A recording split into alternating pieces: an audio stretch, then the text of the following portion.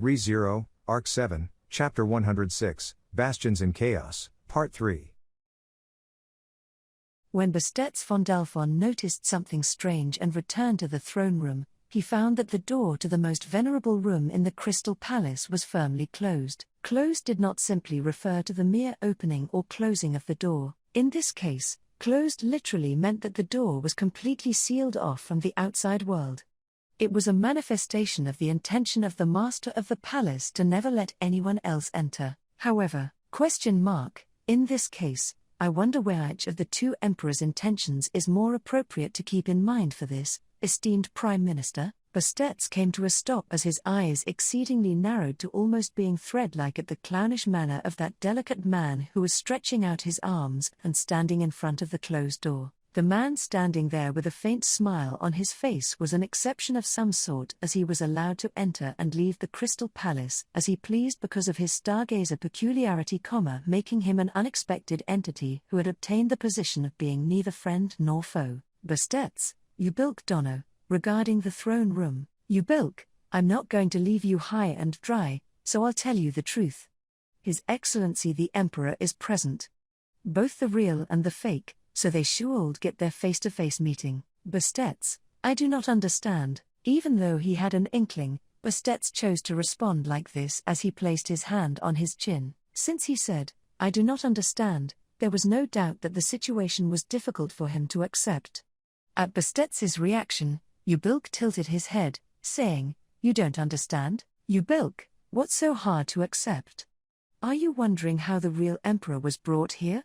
If that's the case, I was guided by the whisper of the stars. Bastions, even on the battlefield, you can manage to walk down a path that is free from falling arrows.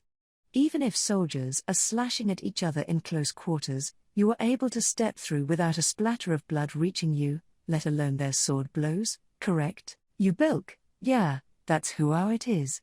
But that's not all. Ubilk nodded with a smirk, making no pretense of hiding anything. As ridiculous as it sounded, Bastions had seen Ubilk's abnormal abilities with his own eyes. Ubilk once leisurely walked through a literal rainstorm of projectiles in the Sword Forest without suffering a single scratch.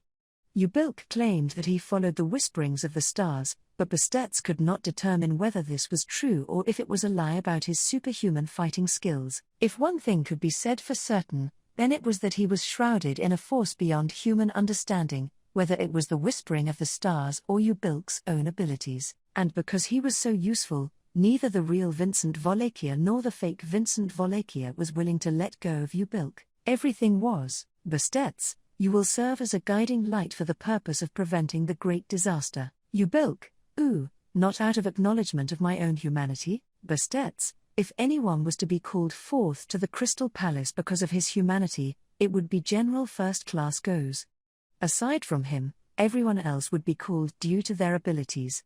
I am no exception. From the perspective of running a nation, personal attachment was nothing more than the sounds of insect wings that should be ignored. That was Bastions' view, and it was almost certainly the same view held by both Vincent Volakias. It was not a question of good and bad, or likes and dislikes, but rather a topic that should be discussed from the perspective of necessity. In that regard, Bastions was only a necessary cogwheel at this point.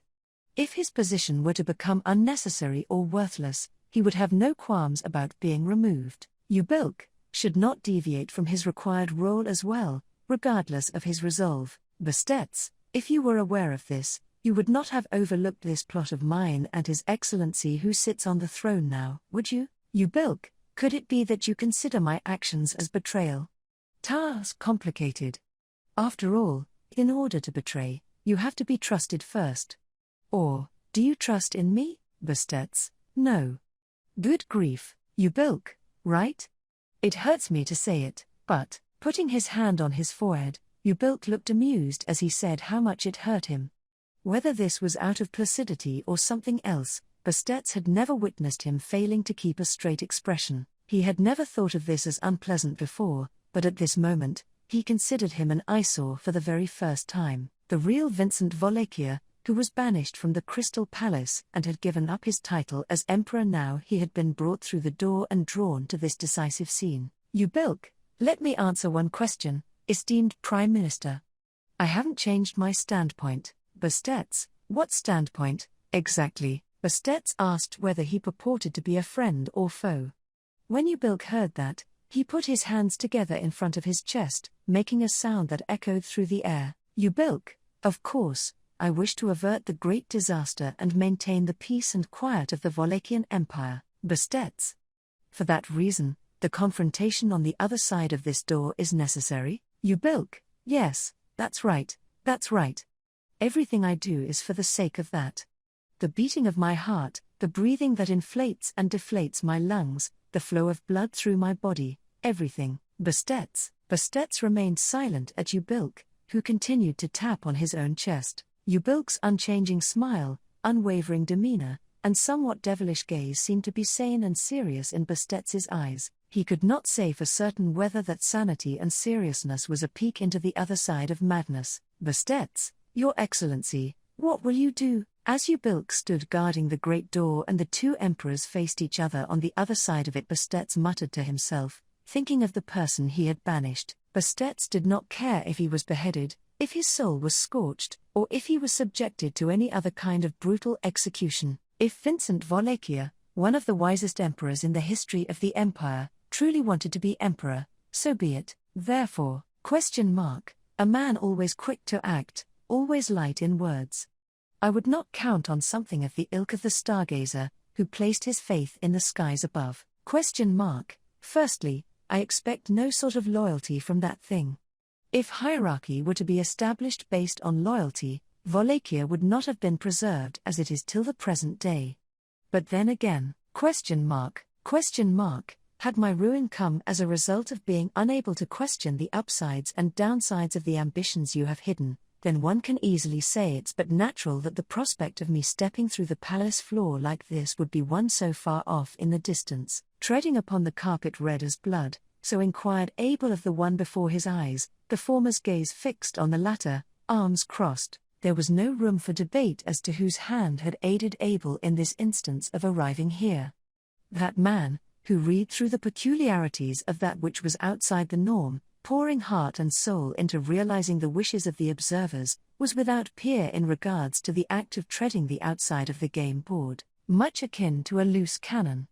However, a cannon that could not be divested of its station, lest the conditions were to be met. Identifying the conditions for forcefully divesting that loose cannon of its post had been a particularly difficult task to the extreme, being that making it stir was a two-edged sword.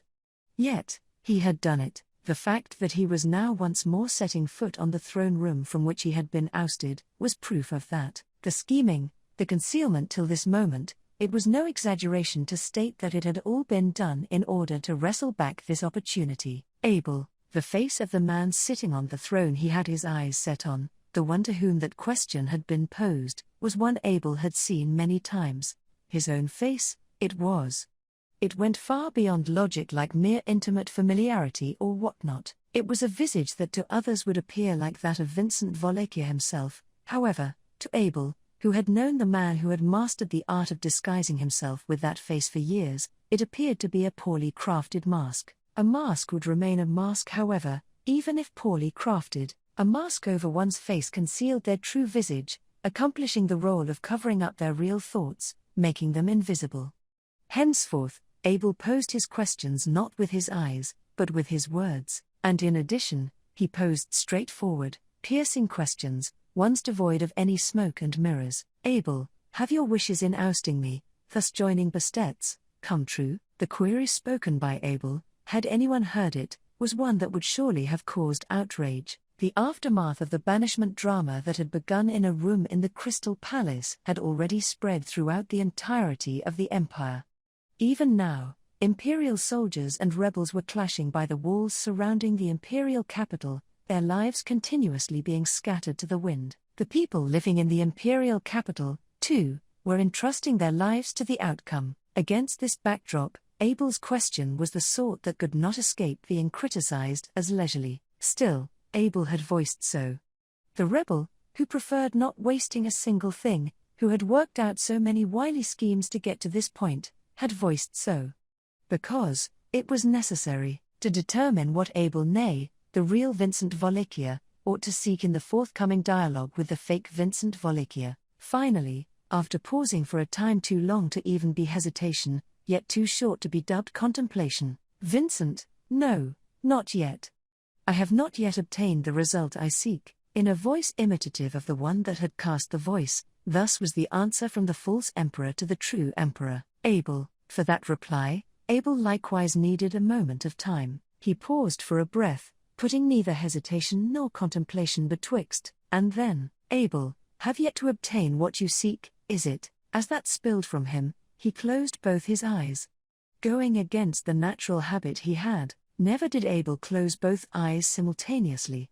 He was forced to keep one eye open at all times, lest his preparations be too deficient as an emperor who ruled his empire lifeless after the blink of an eye. The point here was not that for Abel, who by product of training and self-awareness was capable of keeping one eye open even when sleeping, his consciousness remaining half awake. This marked the first time in several years in which darkness came as a result of closing both his eyes. It was that by doing so, by possessing the very capability of doing so, Abel had made an assertion of his own intents. In other words, Abel, that is deceit, from the moment he had set foot into the throne room, no anger, no disappointment had been present within Abel's voice and gaze both.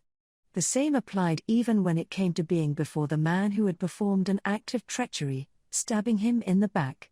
His steely self-control had allowed him to do so. Here, Abel's voice, which had assiduously rejected all emotion, was for the first time laced with a tone of disdain which he had stopped concealing, directed towards the person who had disguised himself in his own visage. Vincent, with those words spoken, the false emperor, warming his throne, kept his silence. Silent, he kept.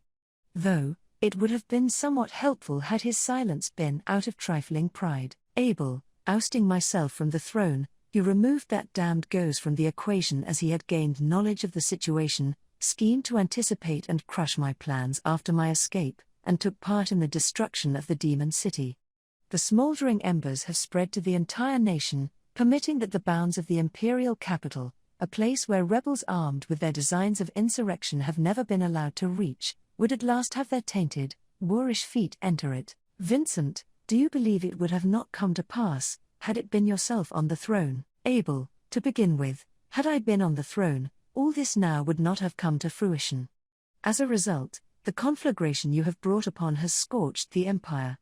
However, thereupon cutting off his sentence, Abel extended his hand towards the only mask that covered his face, and then, Abel, a way to immediately snuff out these flames exists. Having spoken so, he ripped off the mask affixed to his face, thus exposing his real face to the outside, within eyesight of the other person, with his countenance looking down upon him and both of them alike in every way, like two peas in a pod. The two emperors faced one another. Real and fake, a perfect mirror such that none would be able to detect discrepancies. Abel, he was a wise man.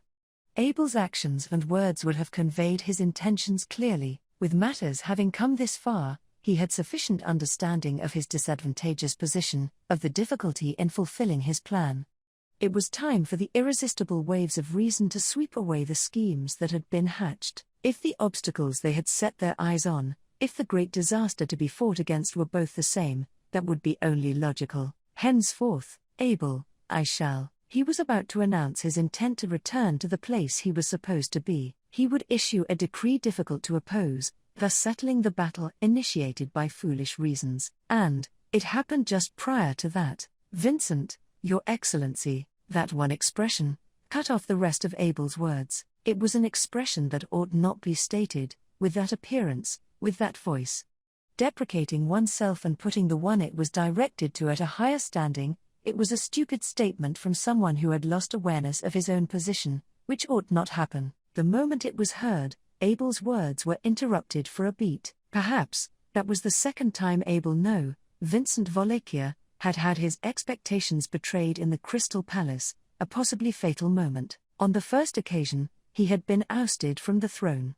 And now, on this second instance, Vincent, slipping into that momentary gap, the false emperor rose from the throne, raising himself from his sitting position. The difference in their heights, which had been only that of one looking down on the other, once more increased for a smidgen. However, that notion vanished in a blink's worth of time. No more did it matter, the reason for that being, Vincent, your one lapse was in having a bird's-eye view of the board. The figure informing him of this had closed the distance in the time of a sole breath, looming before Abel. Inside the Crystal Palace in the imperial capital of Lubagana, one true emperor and one false emperor were within breathing range of each other. At that very moment, various changes occurred simultaneously all over at the places where the imperial capital was being laid under siege. Each of them was caused by different feelings and beliefs, but they all had just one thing in common. That one thing was that none of the changes occurring at these places were desirable. El Fula, wielding a wand in their hand, they created a gust of wind in the parched air of the battlefield. Ordinarily, this magic would focus on precisely slitting the opponent's throat with minimal effort. However, Ram realized that this would not be effective against the enemy on this battlefield. Forming a horde, stone golems were standing in her way as if they did not have a life of their own. They had nothing akin to a self-consciousness, they attacked approaching objects mechanically, and although they were humanoid in shape, they lacked what one would call the vital points of the human body. Whether their heads were removed or their limbs were severed, they attacked their enemies using the remaining parts of their body as weapons. Therefore, Ram's signature tactics were ineffective, but she could not just throw the towel like a genteel damsel who was completely incapable of doing anything on her own. Let loose. In response to the glaring Ram who stepped towards the horde, a line of brown-skinned war maidens likewise pressed forward on the front line. The people of Shudrak fearlessly pushed onto the battlefield with their bows poised, their arrows drawn, and their shots fired at the encroaching obstacles of stone. Applying her wind to each of their arrows, Ram forcefully tried to scatter the problem. The wind-borne arrows were vested with speed and rotation, and the moment one struck a stone golem, the arrowhead would emit a burst of wind with such a penetrating force that it shattered the stone golem. The arrow would continue with unrelenting force and directly pierce into the stone golems behind it in a chain reaction, causing the same destruction and increasing the damage. With just a single arrow fired, 2 to 3 stone golems would collapse as a result. In addition to that, Ram, Fula, the whispered, delicate chanting would create a wind of a different wavelength than the destructive one, and blew the earth apart almost caressingly to scatter the stones. At once, the arrows that dropped to ground after they had destroyed the stone golems would whirl up and be returned to the hands of the running Shadraks, just to be knocked, released, and then defeat the stone golems again. Again and again, Ram, Fula, El Fula, Fula, El Fula. The alternate chanting, the rapid use of the magic in succession was like a delicate motion combining the selfsame system of the magic. The people of Shudrak, who had nothing but respect and admiration for the Volakian Empire that had mastered the art of warfare at the expense of developing magic, could not comprehend this extraordinary skill. It was like she was threading a needle with her eyes closed and her hands tied, or the superhuman feat of putting the selfsame thread through 10 or 20 holes simultaneously. Because of the arrival of Ram and her highly effective wind magic on the battlefield, the Shudrak's breakthrough power had swelled several-fold. The women warriors, having been left behind with Zika Osman's faith and sentiments, were using their consequently preserved strength to crush the forces of the nearly impenetrable third bastion. How pleasant. To be able to shock both friend and foe, with glossy black daggers gripped in her hands, Zelda said this as she raced across the battlefield. Although she had a prosthetic leg in place of the one she had lost, her unfaltering gait gave no sense of deficiency. Zelda overtook the front line of the battlefield where the arrows of her allies flew about mercilessly and, swinging her daggers in both hands, she smashed the stone golems like a storm and opened a hole in their group. Sister will dodge them on her own. Don't stop. Let Ram's wind carry our spirit. Tarata, who herself had a bow in hand, fired 3 shots in the same time the other Shadrakians took to fire 1, and with her eyes fixed on the back of her older sister rampaging on the front lines, she made an appeal to her brethren. In accordance with that, as the arrows of the Shadrakians dealt a crushing blow to the group of stone golems, Zika and the others who had picked their lives back up after they should have been thrown away, charged in to destroy their battle formation. Move, move, move. "You small fry stone golems, you won't take over this battlefield." Letting loose a vulgar voice at the head of the group, there was a man with an elegant, flowing swordsmanship contrary to his apparent character. With a killing sweep through the stone golems, the man with an eye patch leveled the battlefield in a single move. If one went by what had been described so far, it was a war situation that could probably be labeled as overwhelming superiority. However, Zika, pullback, mounted on the back of a galewind horse with a beautiful coat, Zika shouted, and the group running on the front lines immediately split up. Right after, a wall fell from overhead towards the center of that group. A thunderous roar and violent tremor engulfed the land, a phenomenon that without exaggeration was like fighting a fort itself. The threat of Moguro Hagane, who had become one with the city wall, would not diminish no matter how many stone golems were chipped away. Literally, with one swing of Moguro's arm, the progress of the battle they pushed into was repelled in the blink of an eye. Rather than seesawing evenly, the battle had been unfolding with one step forward, followed by 2 steps back. But Ram, who had been concentrating on advancing forward onto the battlefield, as well as delivering arrows to the Shudrak and having their arrows pierce through the enemy, narrowed her light crimson eyes and pondered the changes that had taken place. It was only Ram at first who noticed the signs, but gradually it became a change that caught everyone's attention, a change in the battlefield over the third bastion. A change, namely, Jamal, fuck you. Don't turn your back on your enemy. You're still a general first class. Moguro Hagane, who had become a huge figure of unbelievable proportions, was struck in the back by Jamal's vulgar swearing. Yes, to their back. Moguro Hagane, who took a giant step toward the imperial city, turned their back on Ram, the Shudrakians, and the throngs of warriors they encountered on the battlefield. It's no good. She won't wake up at all. Shaking her shoulders, shouting at her, and lightly tapping her cheeks did not awaken the limp dragonkin girl in her arms, Madeline Eschardt. Emilia, after retrieving her from the snow, where she lay motionless, was trying her best to make the hectic battlefield a little better, but she was unable to get any results. Emilia,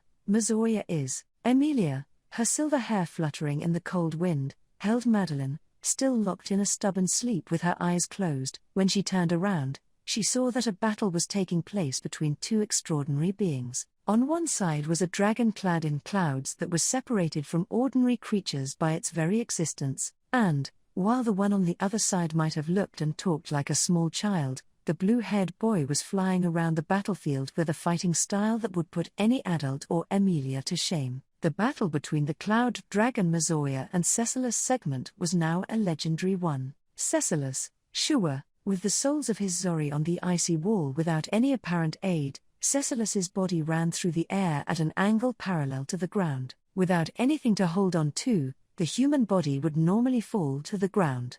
Yet, Cecilus ignored such natural principles and made use of the towering ice wall as a foothold from which to approach the dragon above Emilia's head. Taking one last powerful step, Cecilus's body caught up to Mazoya with lightning speed. Mazoya flapped its wings and tried to keep its distance, but it was at the mercy of his maneuvers and was defenselessly hit by the slash of an ice sword to its exposed neck after Cecilus avoided its swinging claws. Mazoya, grrr, the dragon's cry of anguish, quite unlike a dragon's, and the high-pitched sound of the ice sword shattering at the dragon's neck conveyed the end of it to those around it auditorily.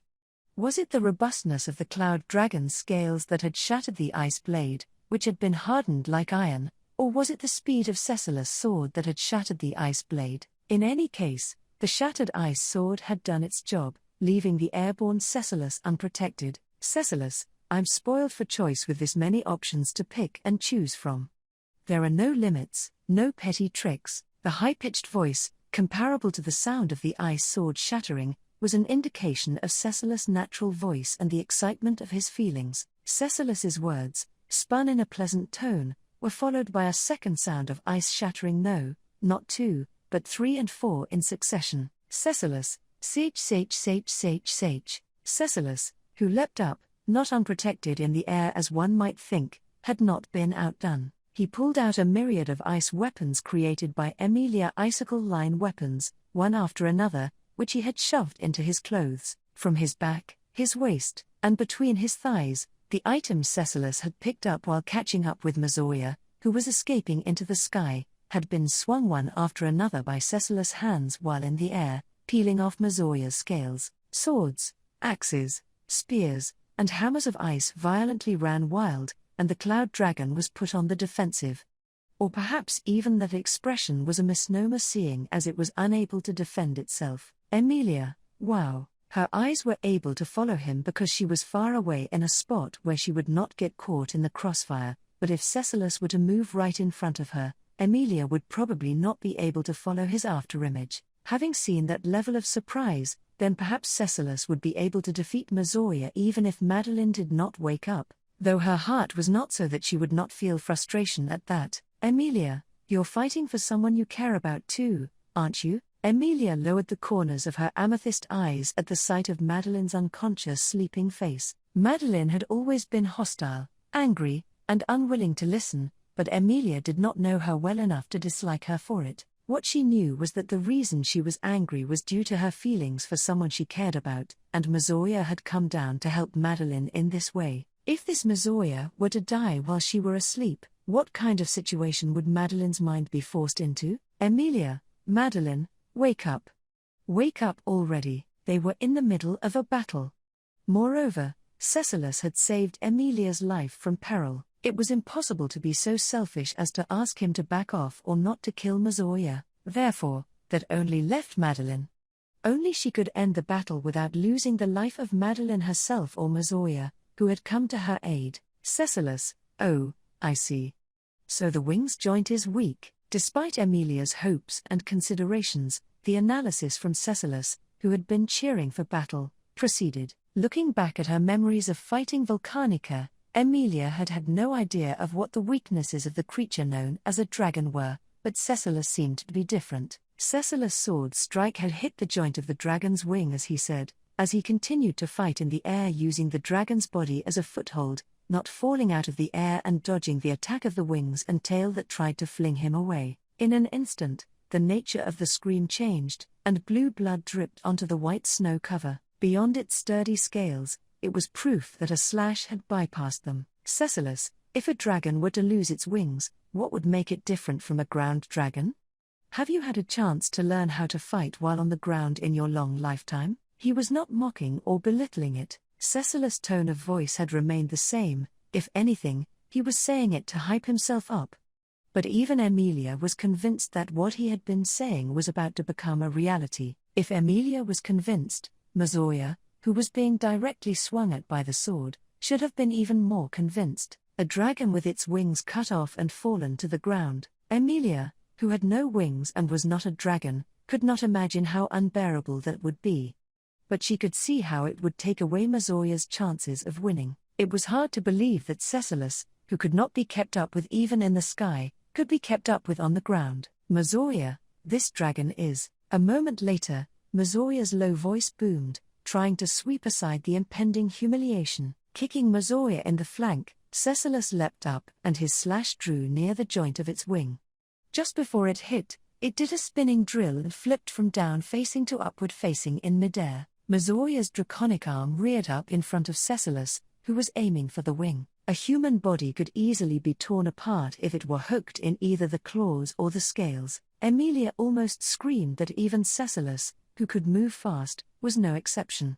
But Emilia's scream was not at the death of Cecilus, but at another sight. Emilia, Hui, that was a close one. The swinging arm of the dragon had certainly caught Cecilus in midair. However, Cecilus aligned his soul against the dragon arm striking at him, allowing him to run alongside the arm while it unleashed its ferocious blow. He began to run near the dragon's elbow since he launched himself using the tip of the dragon's claw as a step-hold. He was able to convert a strike that would have blown his body apart on impact into an opportunity to run and jump out of the way. It was his ridiculous foot speed that allowed him to escape an otherwise certain death. Cecilus, Beauty-san, Emilia, yes, being called a beauty, Emilia was at loss for any words of modesty in response. Instinctively sensing why she was being called, Emilia leapt away from the end of the dragon's arm and cast a new ice weapon in the vicinity of Cecilus, who landed on the ice wall. Cecilus quickly picked it up and turned to Mazoya,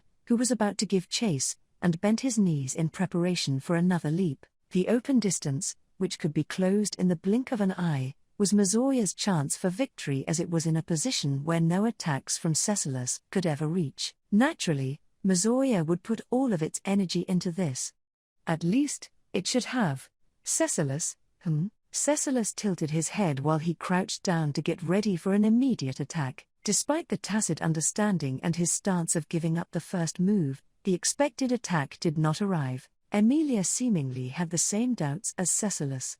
Before she even knew it, Emilia understood that this was the final line deciding over victory or defeat as she was pushed to her limits. And yet, Mizoya did not move. On the contrary, Mizoya, immediately before this moment, Mizoya had tried to swing its dragon arm to obliterate Cecilus.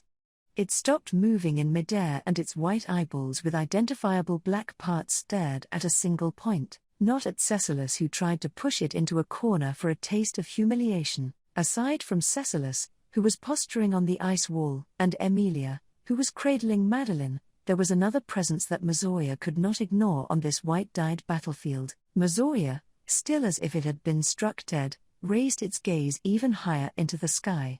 It stopped and gazed towards a point in the sky much, much higher than its own. Emilia, is there something flying? Emilia followed Mizoya's gaze and focused on the ashen, snow-laden clouds. Even higher in the sky than where Mizoya's huge body floated, there was a shadow of something flying just barely visible to Emilia's eyesight. The only options Emilia could consider flying in the sky were the dragon in front of her, the flying dragons that flew in numbers across the battlefield, or Roswell getting sidetracked during his travel time, and Mizoya. It can't be. Mizoya flapped its wings as it muttered this. The body of the idling dragon resumed its movement. However, it was not a move to unleash a decisive attack like the one just before. Cecilus, wah? Hey, wait, this can't be happening? As soon as Cecilus saw its movement, his expression trembled with the greatest of shock. Until then, his expression seemed to be happy regardless of what was done to him, but now his eyes hastily turned monochrome. That was only natural.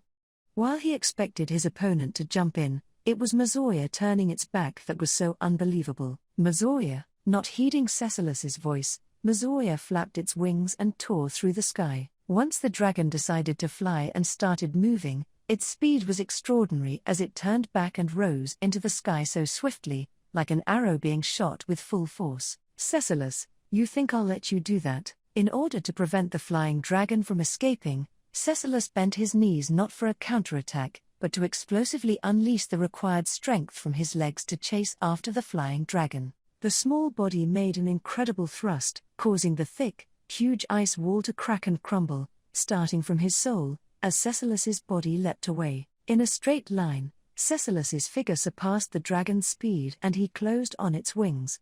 He drew closer, and closer, until, Cecilus, damn, looks like I can't reach. No matter how fast Cecilus was on his feet and how far he could leap, he could not erase the distance to the dragon which was already in the sky. Alas, Cecilus's body could not keep up with the eluding Mizoya, and at the limit of his leap, he lost momentum and dropped back down. If the cloud dragon had shifted its aim and gone for Cecilus, even he might have been in danger, but Mizoya did not retaliate. Instead, it rose steadily and ripped through the sky, and, Cecilus, it's heading into the imperial capital. Changes had taken place in multiple places in the siege of the imperial capital. Amongst them, the developments that had occurred in two places were of particular importance. At the same time these had transpired in the exterior of the Crystal Palace. Within the throne room, two emperors met face to face, their gazes so close together that their eyelashes could have touched those of the other. Abel, the rebel ringleader, had been a move behind. However, he switched gears on the spot. He leaned forwards as to play his best move, or rather, to play the next best move he had, against the person donning a visage identical to his own, who had approached his immediate front before his eyes. Abel, HK. A sharp strike was delivered to his left clavicle, his thoughts soldering red from the severe blow. Taking a look, he saw that what had struck the base of his neck was being held by the hand of the one right before him,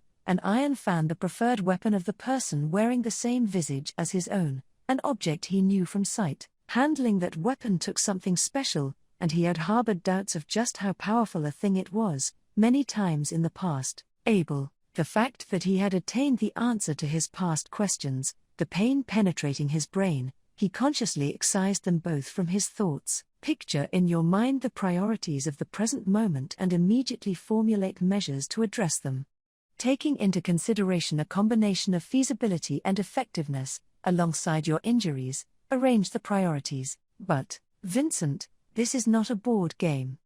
This is why you are not worthy of being a warrior. It feels. Faster than Abel was able to choose from the myriad of options that had emerged within his head, the warrior displayed the techniques that had permeated his body, his veins, rather than his head. Mercilessly twisting Abel's arm, he snatched away the thing which was held by the now weakened limb, and in the moment following that, Abel's vision was covered in dark for an instant. Abel, has he crushed my eyes, or have my eyes been blinded in some way? A moment's pondering, negated by the fact that his blocked vision returned immediately afterwards. If so, what had been the true meaning behind the other party's actions? And coincident with those thoughts, he realized that again, his own face was covered with something that felt familiar. Abel, you, and thus his lips, moving faster than his hands or feet, let out a sound as he glared into the black eyes before him. With those words from Abel, on whom he had put the only mask that had previously been snatched away, the false emperor before him Chaisha Gold, twisted his lips, the lips on a face that was not his own. Recognizing that upon his own face was an awfully decadent smile, Abel's eyes widened. A moment later, Abel, a white light came rushing in, piercing a wall of the throne room, and perforated the chest of the one at the apex of the empire, Vincent Volachia, from behind.